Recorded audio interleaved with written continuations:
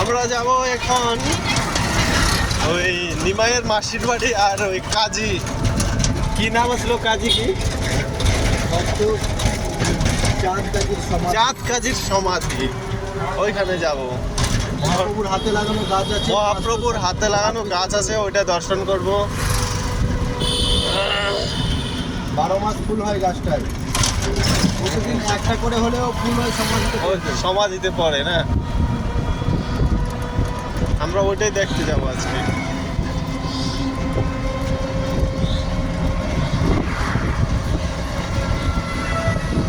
নবদ্বীপের থেকে মায়াপুরে অল্প ভালো লাগে। এই সাইডে রাস্তাঘাট বহল আর সুন্দর, পরিবেশটা ভালো। নবদ্বীপে আপনি যে আপনার 10 টাকা করে টিকিট নেবেন, নইলে ঢুকতে দেবেন আপনার। হ্যাঁ হ্যাঁ, মায়াপুরে ওই সিস্টেমটা নেই। মায়াপুরে আপনি প্রণামী বাক্সে ইচ্ছে হলে দেবেন, নইলে দেবেন না। ওইটাই এইখানের সিস্টেমটা, মানে ইসকনের জন্য হয়েছে এরকম।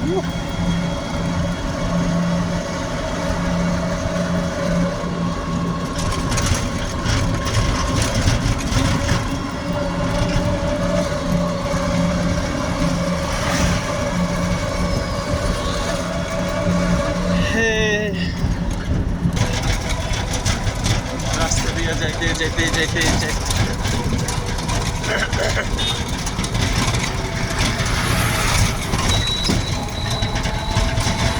দিনটা কিন্তু খুব সুন্দর না, গরমও নেই ঠান্ডাও নেই, সুন্দর। শ্রীবাস অঙ্গন, শ্রীবাস শ্রীবাস অঙ্গন। আচ্ছা আচ্ছা, শ্রীবাস অঙ্গন এটা না, আপনার কীর্তন প্রথম শুরু হয়েছিল এইখানেই না, শ্রীবাস অঙ্গন। আসবো, এখানে আসবো।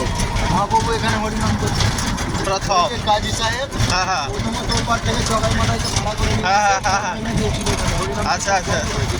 আচ্ছা আচ্ছা পরে আবার মহাপ্রভুর ভক্ত হয়েছে। আচ্ছা আচ্ছা।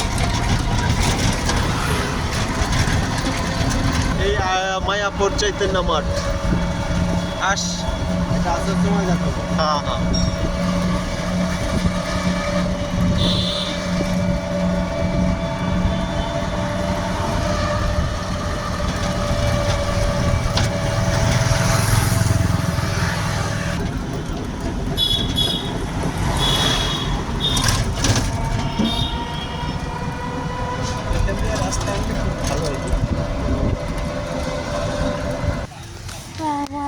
রাস্তা ভালো হয়েছে।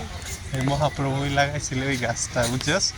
এইটা এই ভক্ত সুস্মিত এখানে ভক্ত চাঁদ কাজীর সমাধি, যিনি মুসলিম আছিল, তাকে মহাপ্রভুই এই করছে। চপ্পল এখানে রাখ।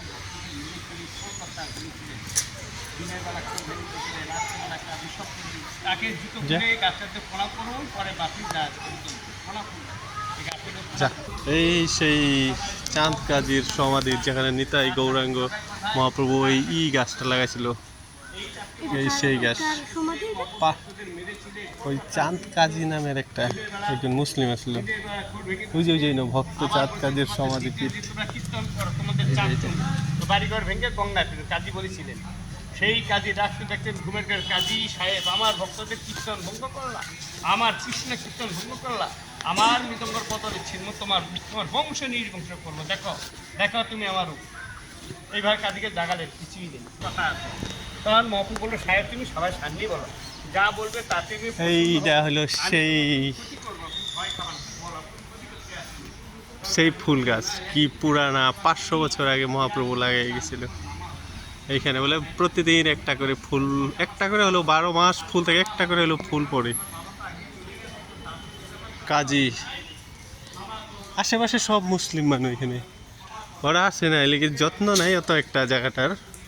কিন্তু মহাপ্রভু যে ওই তার সমাধি করে গেছিল, মহাপ্রভুর ভক্ত আছিল, তাই উদ্ধার হয়ে গেছিল ওই 500 বছর আগের ওই ফুল গাছ। কি ফুলটা, গাছটা নামটা আমার মুখে আসতেছে না। ওই ফুল গাছ কত সুন্দর, কত পুরানা।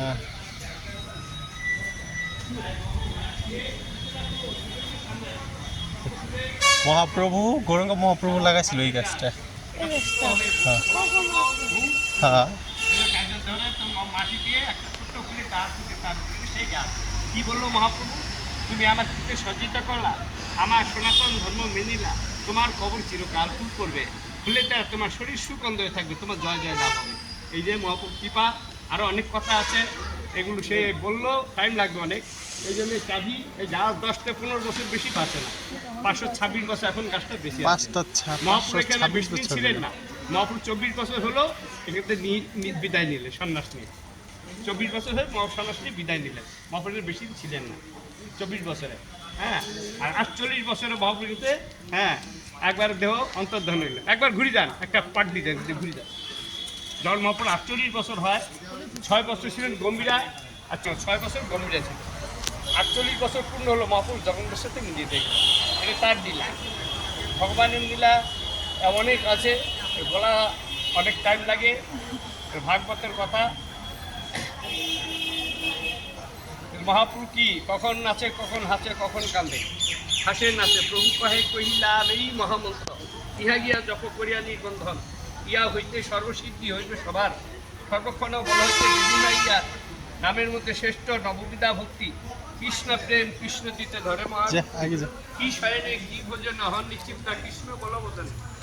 আচার্য গাছ, এই গাছটা মোটামুটি 12-13 বছর হাইয়েস্ট জীবিত থাকে, তারপরে আর এই গাছটা জীবিত থাকে না।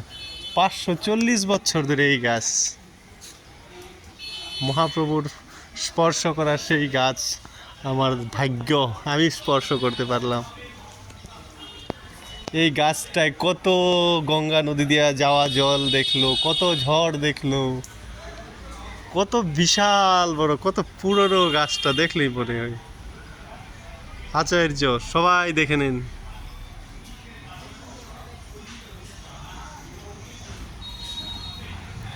আচার্য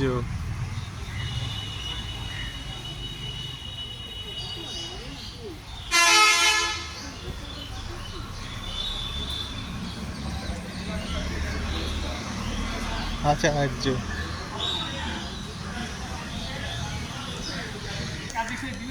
এই ভিডিও এখানে রাখলাম।